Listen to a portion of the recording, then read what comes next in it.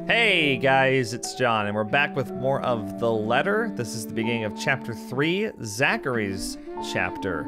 The pleasant aroma hits me long before I cross the threshold.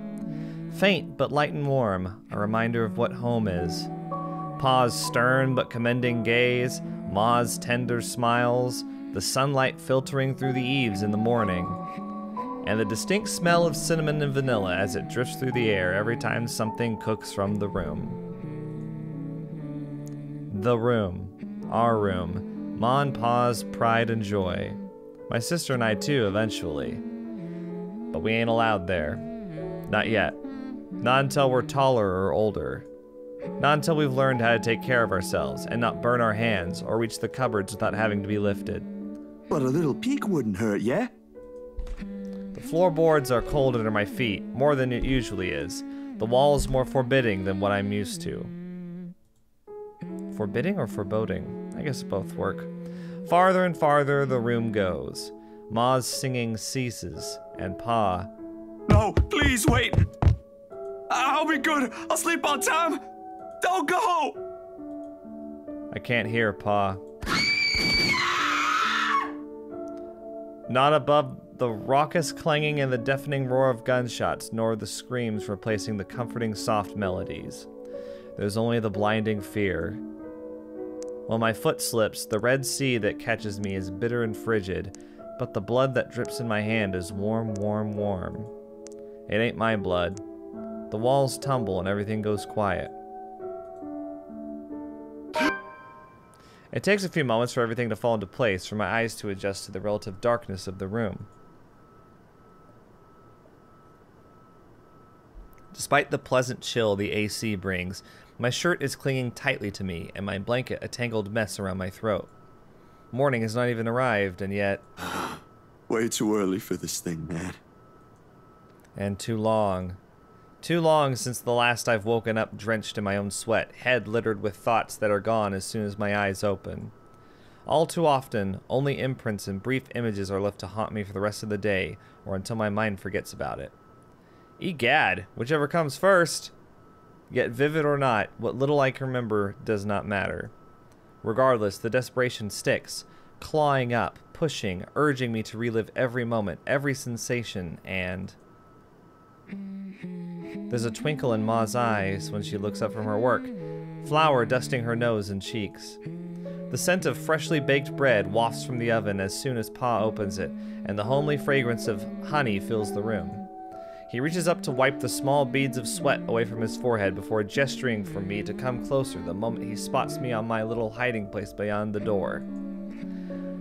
Behind the door, not beyond the door. I expected him to be angry, but his pat on my back when I come within his arm's reach is encouraging enough.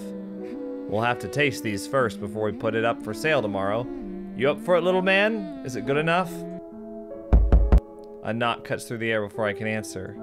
Sharp, heavy, demanding, familiar. So distantly familiar. Ma ushers me out the kitchen when Pa moves to answer it. But I know what waits outside. The taste of blood in my mouth sends an unpleasant churning in my gut. Ma's apron crinkles under my tight grip. Something snaps back into place. My bed remains in an utter disarray. The walls still need a new paint job, and the wall clock ticking opposite my bed is as unsettling as ever. Ash is right. I should have already replaced that when I had the chance. You're no longer there, Zachary. Here and there are miles apart. Calm down. Breathe. The pressure of my own fingers against my temple is a welcome sensation over the anxiety gripping me. It never really did anything to stave off the headache sure to follow after this before, but it grounds me. A little reminder that I am safe, away from the place I once called home, from Ma and Pa's. The urgency with each rap that follows finally chases away the ghosts threatening to hang around. Why anyone thinks it's a good idea to knock at someone else's door this late confuses me. Nana will chase them all away with a broom if she was here.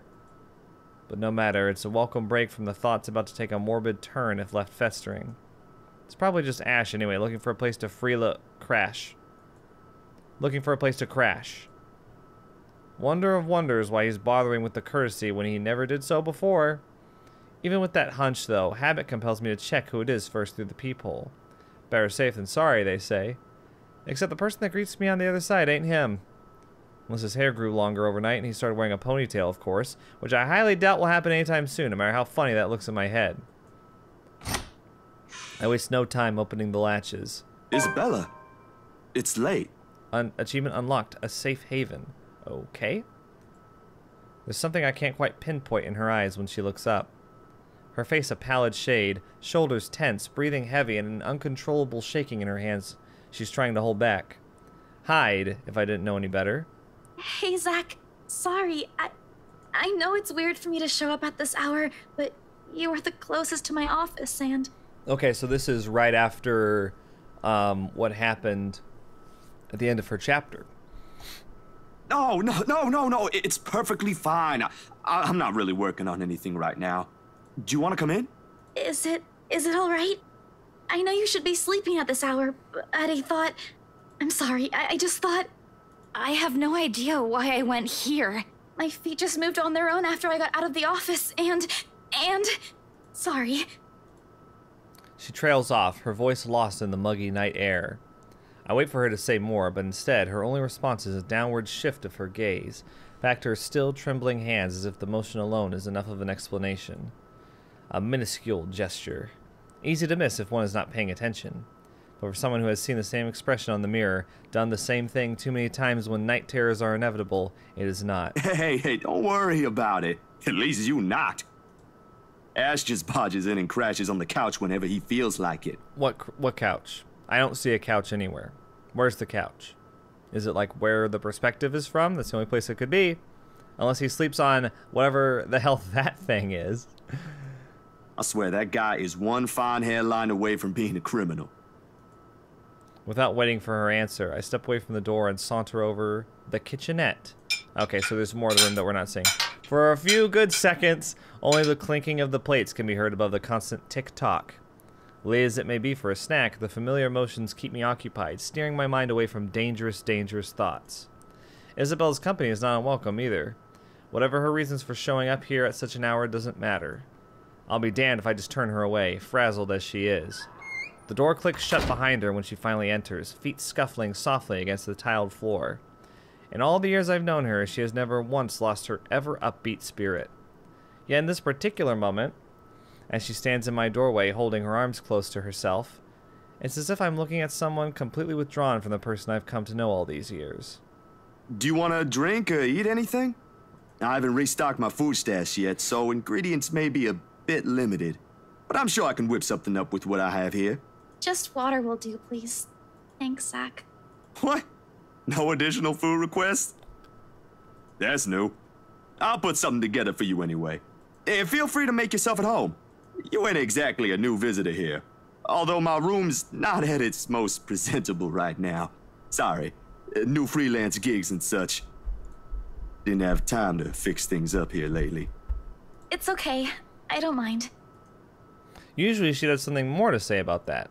A quip, a witty remark to provoke a laughter or two. Nothing from her this time.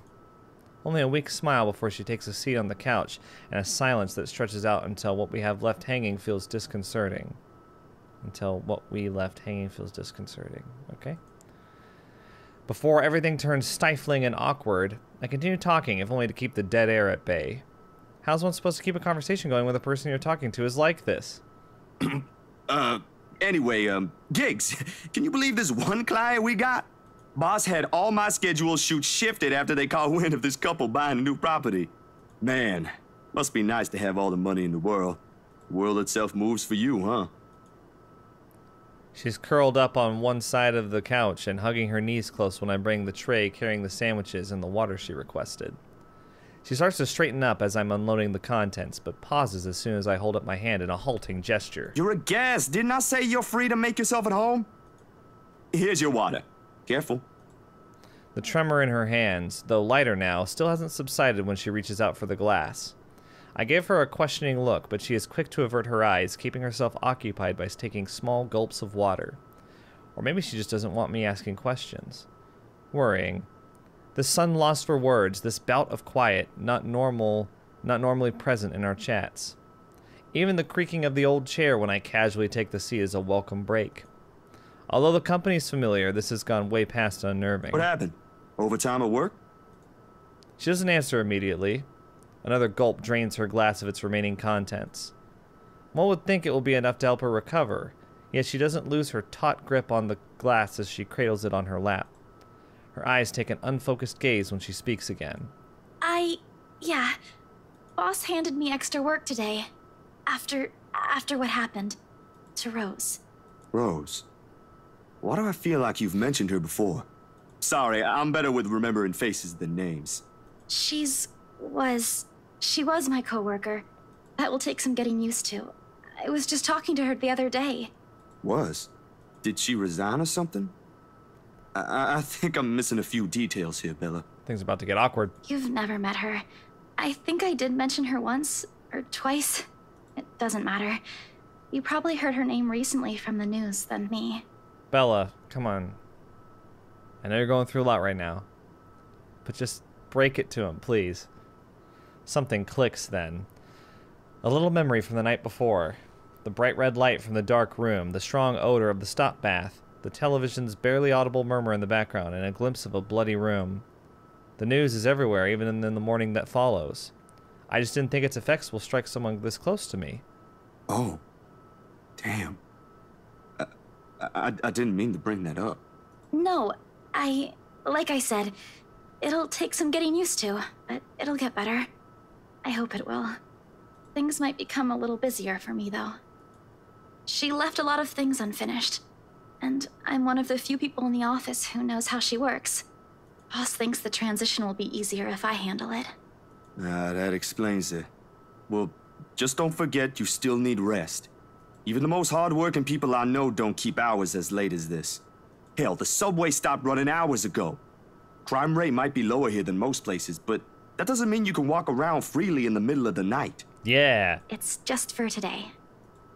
Still a good thing you dropped by here first. I'm not just about to let you walk out here alone, especially not in the middle of the night. Who knows what else could happen? I'm not saying you should go right now, but I could accompany you home if you... No! Wait, please! The vehement tension in her voice makes me pause, and it is in this instant the mask she's been keeping up falls apart, if only for a short while. Right then and there, I understood what's hiding behind her unfocused stare from the moment she arrived. Fear. Pure, unadulterated fear. It's disturbing to see such marring her usual upbeat countenance. It's disturbing to see such marring... Okay. The phrasing on the sentences is a little strange sometimes, but that's what happens when you have a translated game, I guess. With a sigh, I cross the small distance separating us and kneel in front of her. Are you gonna propose, Zach? What's going on? She doesn't flinch when I do so. However, the way she appears to make herself smaller against the couch is telling enough. Bella, this ain't just about your coworker, is it? What is it really about? I'm all ears. The sound of glass shattering rents through the air. Rings through the air? As soon as her hold on it loosens. In the span of a few seconds, her breathing grows labored. I don't know anymore. She claps her hands over her ears, pressing it tightly against the sides of her head. Her voice grows weaker with each word, each plea coming out of her mouth. Please don't leave me alone. I don't want to be alone right now. I can't shake it off. Everywhere's not safe and... All right, Isabella. Look at me. Look at me. My hands are firm on her shoulder when I pull her up to look at me. It takes every force of will to ignore the terror in her eyes in favor of taking control of the situation. Too close, too similar. Breathe. Breathe. You're safe here. Inhale, hold, exhale. Stay in the present. I'm here. No one's gonna hurt you. Do you want to talk about it? The force with which she shakes her head is enough reason to drop the topic altogether. No more. Please. No more. I don't want to remember anymore. Kate, no more talking. I won't ask anymore. Can I get you anything? Another glass of water? I think I have a tub of that pistachio ice cream you love so much. We're gonna have to clean this mess first. Will you be fine on your own for a little while? She nods lightly before retreating into herself again. No more words are exchanged after that, and I take that as my cue to start cleaning the shards littering the floor before either one of us get hurt. The quiet hum of the AC is a pleasant distraction as I go over the menial task. More so than her ragged draws of breath or my little feeble attempts to tell a quick story or two. But the latter does the trick. And soon enough, she has already drifted off by the time I return with the promised glass of water, her chest rising and falling in a steady rhythm, the strain on her shoulders gone.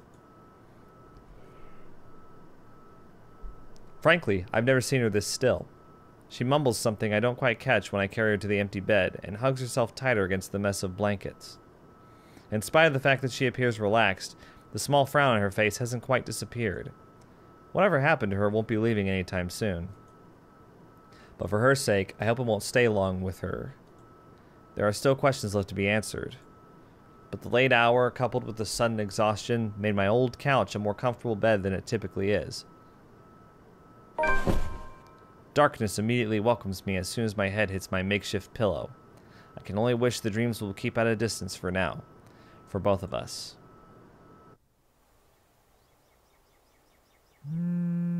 The first few notes, while muffled, are enough to wake me. In the end, it became one of those nights when sleep passes like a blink and is plagued with vague, fuzzy thoughts. I lift a hand to rub away the drowsiness from my eyes, although it does little to relieve the gritty, burning sensation from my eyelids. Outside, the sun has yet to peek over the horizon, but night has already given way to the cool morning light, washing everything in subtle gray hues. At this hour, the entire city remains unstirring. Ordinarily, waking up before my... Can you please just get the alarm? Ordinarily, waking up before my alarm means abusing the snooze button, twice or thrice just to catch those precious few extra minutes of sleep. But the persistent ringing makes it impossible now. Yeah, make it stop! This better be good. Groggily, I scramble for the bag sitting at the foot of the bed. The ring still hasn't stopped, even as I fish the phone out, and Ashton's name flashes brightly on the screen when I turn it on. Must be pretty urgent if he hasn't dropped the call yet. Took you long enough, Z-Man. Yeah, you're telling me. Ashton, it's 6 in the morning. Sun hasn't even risen. Hell, my brain ain't even awake yet. Stop calling me Z-Man. It's 20 past 6, Zach. Ooh. You want to talk? Give me back my 5 extra minutes, Ash. I want my sleep. Hey, don't make fun of me. I can be a more person too if I want to. What's this all really about? You don't usually make calls around this hour. Is the world ending today? Sorry about that. Becca rang me up a few minutes ago looking for Isabella. Said she didn't show up in her own apartment last night. We both tried calling, but her phone seems to be off. Now here we go. Let the misinterpretations begin. Do you have any idea where... I should have known you two would come looking for her first thing in the morning. Not a laughing matter, Zach. You can't really let your guard down with everything that's happened here recently. You've heard about the Cooper woman from the news. Everyone in the precinct has been restless ever since the incident the other day. Yeah, I get what you mean. Listen, Ash, about Bella. I let my voice trail off, unsure of how to go about recounting last night. If I should even say anything to him, he might be a close friend, but at the end of the day, whatever's bothering her ain't mine to speak of in the first place. On the bed, Isabella remains as still as when I transferred her the night before. Sometime during her sleep, she pulls up a blanket over herself and tucked into it comfortably. Like this, it's easy to forget the horror in her eyes, or how much her hands and lips trembled. Save for her firm grip on the edge of the covers, she appears nearly as normal as she would any other day. Almost. I'm not really sure how to go about this while being... Zach, what about her? Something, the worry, the concern, must have surfaced in my tone because his own shifts then. Carefully, as if he's preparing for the worst. Look, you don't have to worry about her. She's with me right now. Since last night, in fact. Oh, why didn't you just say so earlier? She kind of knocked in the middle of the night. I couldn't possibly wake you two over that. And with how things are when she arrived, I thought it'd be best if I let her rest first. I just wasn't expecting people would be looking for her before the rooster even crows. You could have at least called her something. Becca's beside herself with worry when she found out. I'm Ash, and listen up. Ash and Becca are both like, this is how it should be. And it's just all the time, just the lectures, just spare me. Golly. You know how much she frets about the smallest stuff. Yeah, you knew it, Zachary. This is your fault. It's your fault that we're so worried. Like, just get over it. I know. I'm sorry. That was a lapse on my part. And I just didn't think... Okay, you know what? Rebecca's worries ain't completely baseless. Isabella hasn't been her usual self since the movie. Maybe even before that. I don't know if I should be opening my mouth about this, but Bella didn't outright say I shouldn't, so... So something's wrong then? I'm not quite sure, to be completely honest. I couldn't get the story out of her. Really? I thought you'd learned something from me by now.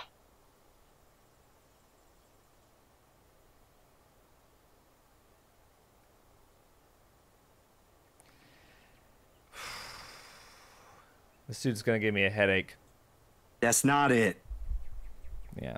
Ash, when she appeared at my doorstep last night, she was shaking, and when I tried to ask her about it, she just panicked. Had this frightened look on her face. I'd be surprised if this was the first time I've seen it, but it ain't. Dude, the first time, she was screaming. First time? When was this? You weren't talking about the thing in the movie house, are you? Because that was just us fooling around. Granted, I think I went overboard with the joke, but... Granted. No, it happened the day after. When she invited us to lunch, you weren't there. Oh, Widow Ashy wasn't there. My friends went to lunch without me. Wah. We were walking one second, and then the next, she's crying out. I'll be straight with you. That scared me shitless. It bothered him if the way he falls silent after his telling. But whatever his opinion is stays absent from his voice when he speaks again. He's always been good with that, hiding what he thinks. Did she say anything else? Did she say anything about me? Nothing. Won't tell me anything aside from a few vague words. I didn't want to push it. Where is she? Is she still sleeping? Right here with me, still sleeping. Should I wake her up or something? Let her know you guys are looking for her? No need. Let her rest. I'll drop by in a few. Today? Don't you have work at this time? I mean, I can drop her off home myself before meeting my client later. Look who's talking. My schedule's flexible, Ash. Last time I checked, you're the one who didn't have that luxury. How on earth do you think I'm able to tag along when you need me? It's not completely out of the way. They live on the other side of the town from you, Ash. Your definition of out of the way is a little screwed up, you know. It's fine. I have some things I need to do anyway. I'll call you back. I've got to let Becca know that Scared Cat's fine. Bye. He drops the call before I can even get a word in, and for several minutes after, I find myself simply listening as the rest of Luxborn rouses. The increasing sound of passing traffic, the bustle of the nearby shops preparing for the day, and the growing clamor of the people while they go about their morning. Not the most soothing sounds to hear, right? Following a troubled night, but the routine puts me at ease nevertheless. What's comforting, what's safe, what I'm used to.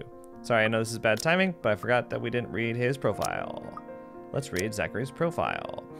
He's 6 feet tall. He's 31 years old. Oh, just like Hannah. Interesting. He's a freelance photographer, which we knew. He is agnostic. Interesting. Isabella's Roman Catholic. Hannah is Anglican. And Zach is agnostic. Diploma in digital film. So does that mean... Well, it says Isabella's a fine arts undergraduate, so I assume that's a bachelor's? I can't remember. Yeah, it's a degree. What's the diploma? Maybe it'll talk about it. He likes pie. Yeah, so he's not a monster. Only subhuman garbage don't like pie. I know there's someone out there who doesn't like pie. I prefer cake, actually. Shut up. All right. Photography and filmography, documentaries, cooking, acoustic guitar. Acoustic guitar specifically. None of that electric guitar crap. Get that shit out of my face. Electric guitar. Oh boy, I knew a lot of people in high school who played acoustic guitar. And it's like, they always acted like acoustic guitar is so much harder than electric guitar. And it was always like, it's the exact same instrument. It's literally exactly the same. I played both of them because they're the same instrument. Oh boy, anyway. And you can actually get acoustic guitars that are acoustic electric guitars. I had one of those. You could plug it into an amplifier. It was pretty sweet. Had an Alvarez, great brand. All right, let's read his profile before I get on too long of a tangent about how they're the same freaking instrument because they're both guitars. Before his parents' death, he lived in New Jersey where his family owned a diner and bakery. He and his older sister were orphaned due to a hate crime. Oh, so that's what that dream was about. Okay. I couldn't tell if the first thing was a nightmare. I guess it was him like reliving what happened. Wow. And they were forced to move to England where their grandparents lived. He had loved cooking and helping out with their old diner, but grew lazy and disinterested after the incident. It did not help that he was one of the few blacks in a predominantly white community at the time. His passion for the visual arts was sparked when he found old Polaroids and home movies of his parents. Freelancing helped pay his rent, but the man had long set his sights on the indie film scene. It was during the creation of his first documentary that a robbery occurred, and Ashton was there to investigate. Being in the wrong place at the wrong time led to Zachary being placed as a suspect, but the rookie detective helped him clear his name. So that's how they met. Interesting. All right, back to the story. Nearby, Isabella shifts but doesn't wake, blissfully unaware as the city slowly stirs itself back to life. Was her night as restless as the one I had? Were her dreams as lucid? In hushed moments like this, I envy her. Unreasonable, probably a little unfair to say such in light of last night. If only forgetting is as easy as breathing. A small yawn escapes me, and the audio got cut off, when I rise from the couch to stretch. How do you yawn like that? Luckily, the short conversation with Ash has effectively driven away any will to go back to bed.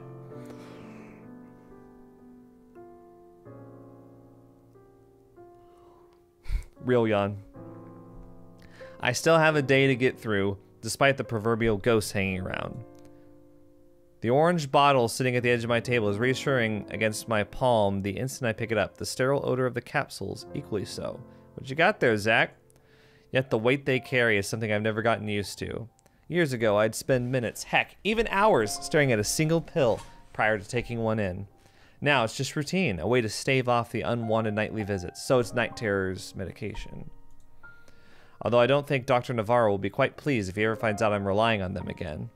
I do owe him a visit regardless, especially after missing our appointments on purpose and ignoring his calls for weeks. Another sigh comes out, tired and weary, and then I pop the tablet into my mouth. Zach? What time is it? It's 2:00 p.m. on Friday. 3 days have passed. I don't know what day it is. The bottle on my hand hits the table with more force than necessary. As much as I trust my friends, there are some things I'd rather keep to myself. Morning, Bella. Did you sleep well? She answers the question with a long... Stop yawning! Holy crap, I need...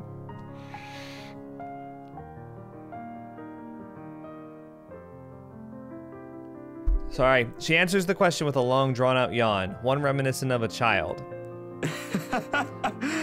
A chuckle manages to come out of my mouth at the sight and then gets cut off.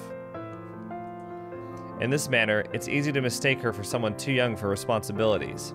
Inexperienced and immature, even. Easy to forget she was thrust into the role of an adult earlier than her own dreams can afford, to overlook how surprisingly observant she can be at times. Maybe not on the same level Ash exercises for his investigations, or Rebecca needs for her own work, but it's certainly enough to deftly put what she sees around her on canvas. And if the way her eyes flicker out to the table and my hand says something, it is that I won't be able to avoid the questions this time. Only a little. I don't remember how I ended up on the bed, though. We slept together. My doing. You didn't look very comfortable sleeping on the couch, all hunched up like that. It would have been enough for something temporary. Sorry I stole your bed. Hey, it doesn't matter. Besides, what kind of gentleman would I be if I leave a lady sleeping in such uncomfortable conditions? Not in this house. My Nana would give me a tough scolding if I ever did that, I'm telling you. Thanks a lot, Zach. I know I barged in at a very inconvenient time last night. I wasn't really thinking when I did, and... Hey, it's cool, Bella. I ain't mad at you. That's what friends do. You guys are welcome here anytime. Although Ashton abuses the anytime part a lot, I don't really mind. We might have less wiggle room if all four of us are present, considering the size of this place. But as long as no one makes anything explode, it's totally fine. Fine or not, I still owe you one for last night's trouble, especially since you don't seem to be... A concerned expression passes over her features as she spares another cursory glance over the table, back to the bottle, holding every small piece of what keeps the bad memories at bay. The blood blooming over Pa's heart. The horrified look on Ma's face as she watches him fall lifeless to the ground, and every ounce of spite seeping from the stranger's smile. You don't belong here. You monkeys don't belong here. It never stops, doesn't it? Well, you don't seem to be feeling well. Let me know, okay? I'll make it up to you somehow. She makes a slight gesture with her head towards the bottle, asking a question without really asking. Subtlety has never been one of her greatest assets, but right now, even Ash would have been a little amazed, if not at loss for words at that. She has left it up to me whether I'll ever give her the response she wants to hear or not. A little clever coming from her, if anyone would ask me.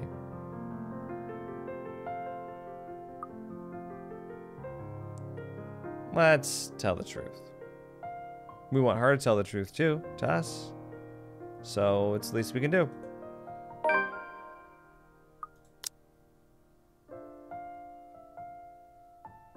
I think it went up. Hard to tell. But it's never easy, ain't it? Talking about my own problems, that is. It will never be, not by a long shot. Not when I've let it stay this way for so long. I realized that long ago, when the wounds are still fresh and the dreams are a nightly occurrence. Can't force yourself to get better or move on to better things. It is what's normal now, and I can only cope. The question in her eyes may be unwarranted, born simply out of curiosity and sincere concern for a friend. I don't owe her an explanation, in fact. But of all the people I keep close in my life, she's probably one of the very few who perhaps I can trust with this. Maybe she won't understand entirely. I can never hope she will. No, never to the full extent. That alone is expecting too much of her, and giving too much of what I can. However, for all her shortcomings, I know she'll hear me out. And that is all I can ask of her. My bad.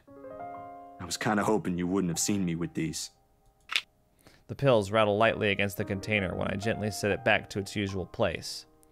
Always the small area closest to my laptop, near the right hand. Within reach whenever, and a quiet reminder of what I shouldn't miss every day. What? Oh, is it bad? I was just thinking that maybe it's a cold like Becca's. Do you need me to get anything from the store? Soup or something? There's one nearby, right? I can run real quick and... No, nothing of that sort. I'm perfectly healthy right now.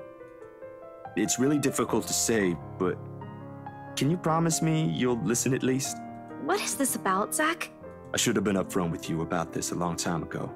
Well, Ashton found out without me telling him anything. But you already know how that guy is. Can't hide anything from him. Well, a lot of people have been very successful so far in this game of hiding exactly that from him. If it's something you're having trouble saying, you don't have to force yourself to tell me. I'll forget I ever saw anything and won't ask questions. Promise. No, I need to get this off my chest eventually. Besides, we're already here. Might as well finish what I started, yeah? If you say so. She takes a seat on the couch, her posture easy and open, and her smile honest. As if this is just a simple talk between two friends on a regular day. It is far from one, but her unreserved air is enough to stamp down the twinge of unease that threatens to come up. Let's hear it then. And she does. I got an achievement. Feels like yesterday, okay? True to her words, she listens while the story spills out of my mouth. Of my ma and pa, that little diner, old diner across the pond, and what it left in me that day. I can't recall most of it now, my own account jagged with a few missing details here and there. The passing years have eroded most of my recollection of the whole incident. All except for that one moment in the kitchen. The ringing of gunshots are as vivid as it sounded that day. Even Ma's hysterical screams the moment Pa's body hits the floor motionless, his lifeblood flowing out from under him. And the gunman, he was smiling. He was smiling when Pa opened the door to welcome him. He was smiling when he put a bullet to Pa's chest and Ma's head. I've heard stories of how the world can be a cruel place for people like us before. I never believed it until that moment. Nan and Gran took us right after that. Sis and I flew straight to New Jersey as soon as they heard the news. A few days after, Ma and Pa were laid to rest. And we have a new home a continent away. I didn't even get the chance to take my favorite pillow with me. Favorite pillow? They said something about the change of environment will be good for us. They had no idea the different kind of ghosts would follow me here. I expected questions, mostly those brimming with childlike curiosity, and maybe some that are a little too hard to answer. But to her credit, she just sat there, lent her ears, and looked at me with no expectations or unnecessary judgment in her eyes. She appears wiser and older like this, easier to see the breadwinner in her. Her younger siblings are lucky to have her. When I'm done, after everything's been said, she wraps her arms around me. A bit awkward considering the gap in our heights, but it gets her sentiment across. But it's difficult to answer this in kind, if I am even supposed to reciprocate the gesture given my earlier apprehension. She pulls away shortly with a smile on her face. Not the reaction I braced myself for, but it is obviously better than what I imagined. Are you not gonna say anything? Am I supposed to say anything after? Like, apologize or something? I don't think that's very appropriate, but if you want to hear one, I can think of something real quick. Weird reaction. Not really. Other people have something to say after usually. And they're not necessarily nice either. Oh? Okay then. I won't. I can't think of something anyway. Sorry, I'm not very good with this. Who else knows, by the way? My older sister, grandparents, and just Ash and you for now. Maybe I think I should tell Rebecca too, Nope. but... Nope. No. Jonah Hill, GIF here. But not right now? Yeah, not right now. But I'm ready. Like today. I'm sure she'll be willing to hear you out once you do. I don't doubt she will. I'm more afraid of how she'll react after. One step at a time, yeah? Whew. Surprisingly, it feels good to get that one out my chest. I was a little afraid you'd be angrier. I didn't tell you earlier than today. I'm not angry. I'm just surprised. You didn't look like it. I wouldn't have suspected. I suppose that's how it often is, isn't it? We all have our... what's the word Becca uses? Inner demons? But this is something personal to you. I understand why you'd rather have a few people know. That too. Well, these past few weeks haven't been easy for you. I didn't want to add that. Not after last night. Something passes in her face. Brief, fleeting, and disappears right before I can recognize what it is. You okay? Yep, no worries. I'll be fine. Look, about last night, never mind. This isn't a good time. But don't lose sleep over this, alright? What's important is you got what you want to say out. And if you need me, I'll be here. I should be relieved. Her words are more than reassuring to my ears.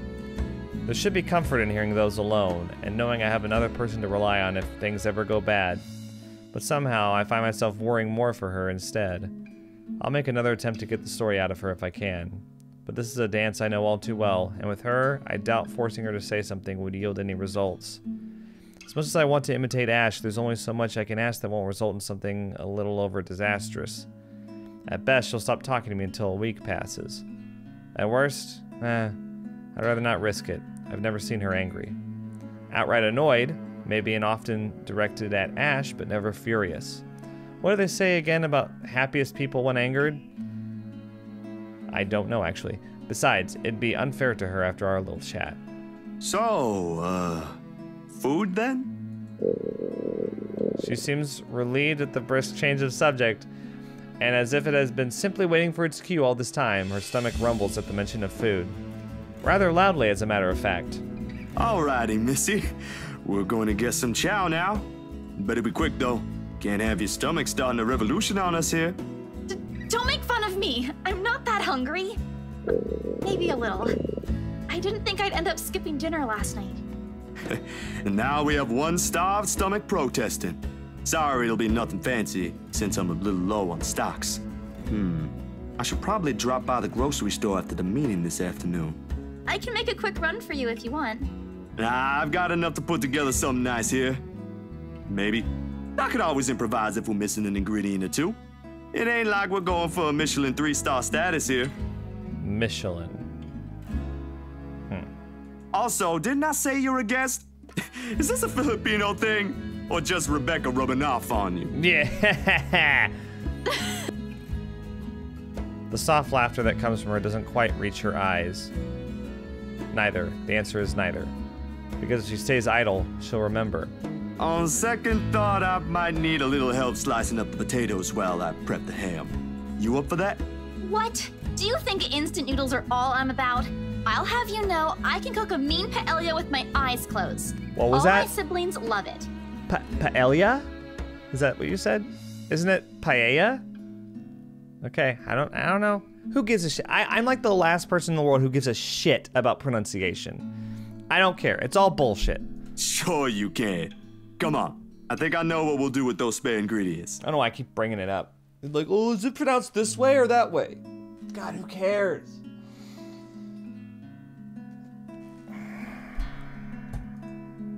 Okay. We're still in this room. Oh my god. So, I know this is a shorter video than usual, but I have a lot to do today. I had a lot of streams, and then I've got a family thing I gotta go to. So this is gonna be it for now. Sorry, I was hoping more would happen in that span of 40 minutes, but we stayed in this room the entire time. Yeah, so next part will be up tomorrow. Sorry I took a couple days off, but I'm still not earning any money from this channel yet. Still working on that. So hard to prioritize it over streams and my main YouTube channel. So I've been kind of prioritizing those a bit. We'll get on a more consistent schedule soon. But yeah, hope you guys enjoyed this video. I'll see you guys in the next one. Bye.